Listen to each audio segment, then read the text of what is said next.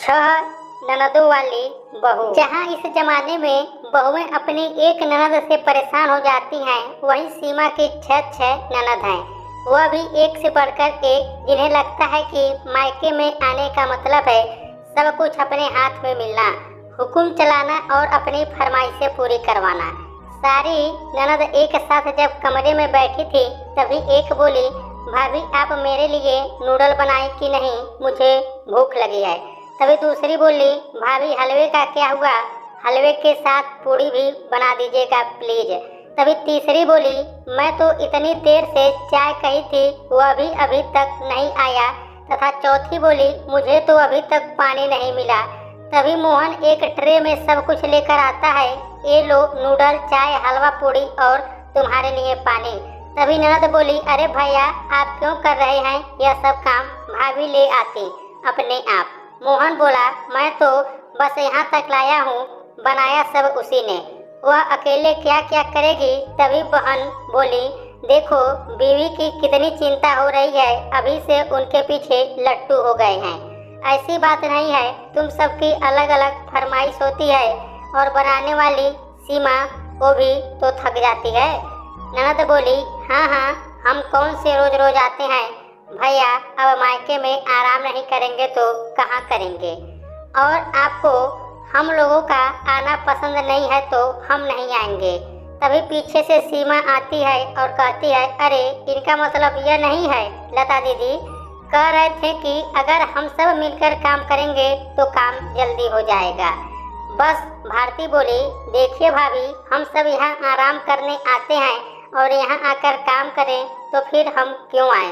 सीमा की ननदों को इस बात का कोई फर्क नहीं पड़ता कि सीमा के ऊपर एक साथ कितना बोझ आ जाता है, उन्हें तो बस अपना स्वार्थ दिखता है और भाई के समझाने पर भी इन पर कोई असर नहीं पड़ता। ये तो बस अपने फरमाइशें पूरा करने में और घूमने फिरने में मग्न है। भाभी हम जरा बाहर घूमने जा रहे हैं, हम रात को आएंगे फिल्म देखकर, आप मेरे कुछ कपड़े हैं धो दीजिएगा और आज हमें पकौड़े खाने का मन है, प्लीज बना दीजिएगा। सीमा बोली, ठीक है। तब तक दूसरी बोली, मैं तो डाइट पर हूँ, मैं तले हुए पकौड़े नहीं खाऊंगी, आप मेरे लिए दाल चावल बना दीजिएगा। तभी एक और बोली, मैं तो रोटी के बिना खाना नहीं खाती, तो रोटी बना दीजिएगा, बस चावल मत बनाइएगा। तभी सीमा बोली, इतना सब कुछ बनाना है, फिर कपड़े भी धोने हैं, मैं अकेले ये सब कैसे कर पाऊंगी। अगर आप में से कोई एक मेरी मदद करने के लिए रुक जाती तो अच्छा होता। तभी सुमन बोली, अरे भाभी हम मायके में घूमेंगे कि आपके साथ काम करेंगे, आपको तो बस बहाना चाहिए काम ना करने का। भाभियाँ तो अपनी ननद पर जान छिड़कती हैं और एक आप है, जब देखो तब काम करने को कहती हैं। तभी रेशमा बोली, अब हम लोगों को देर हो रही है, सीमा को सब कुछ अकेले करना पड़ा, उसने सबके कपड़े भी धोए तथा सबके पसंद के खाने भी बनाए।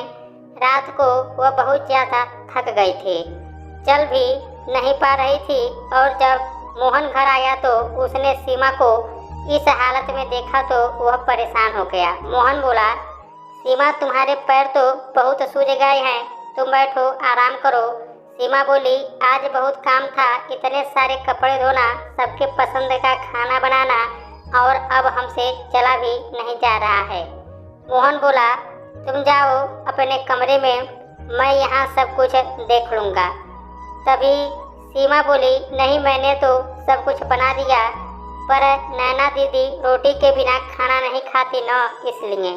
मोहन बोला, आज एक दिन रोटी नहीं खाएगी तो कुछ नहीं हो जाएगा। तभी ननद सब आ जाती हैं और बोल पड़ती हैं, वाह भैया आपकी बहन भूखी रहे ये आपको मंजूर है, पर आपकी बीवी ने थोड़ा सा काम क्या कर लिया, आपको दिक्कत हो रही है। तभी मोहन बोला, थोड़ा सा काम, इतना सारा काम किया सीमा ने, उसके पैर देखो कितने सूज गए हैं।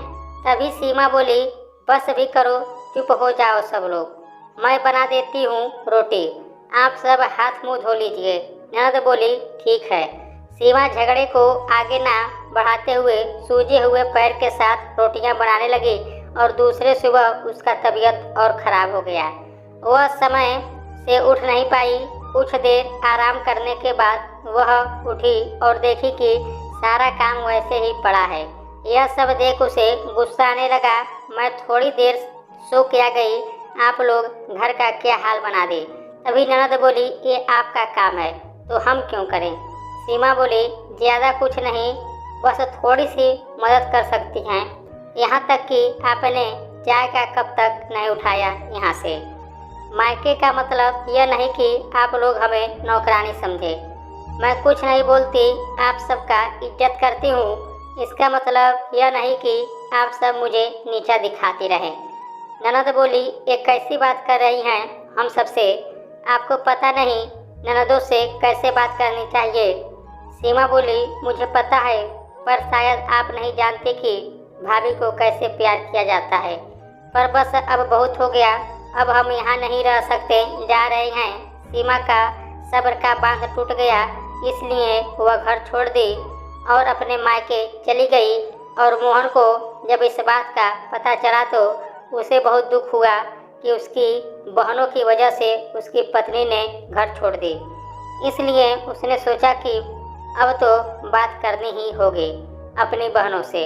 तभी बहन बोली, आ गए आप भैया, आपकी बीवी ने घर छोड़कर चली गई, ऐसा कोई करता है भला। तभी मोहन बोला, आज कोई बात नहीं सुनूंगा तुम सबका। मैं कुछ बताना चाहता हूँ तुम लोगों को। मैंने सोचा था कि मैं यह सब शायद तुम्हें कभी नहीं बताऊंगा, पर अब बताना जरूरी हो गया है।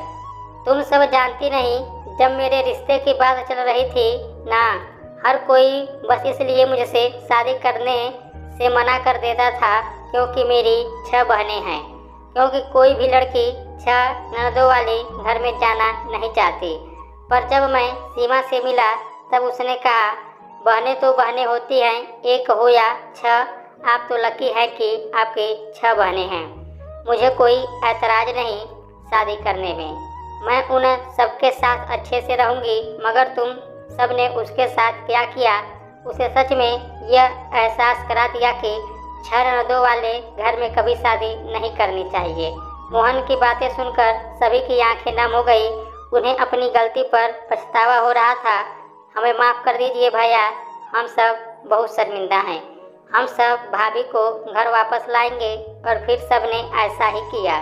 सीमा की ननद उसे मनाकर वापस घर ले आई और सब मिलजुल कर काम भी करते और गप्पे भी मारती और सब साथ ही बाहर मज़े करने जाते। तो दोस्तों, आप लोगों को यह स्टोरी कैसी लगी है, अपनी राय हमें कमेंट बॉक्स में दीजिएगा। यदि आप लोगों को यह वीडियो अच्छा लगा है तो प्लीज़ वीडियो को लाइक कीजिएगा, शेयर कीजिएगा, साथ ही हमारे चैनल को भी सब्सक्राइब कर लीजिएगा। वीडियो देखने के लिए आप लोगों का बहुत बहुत धन्यवाद।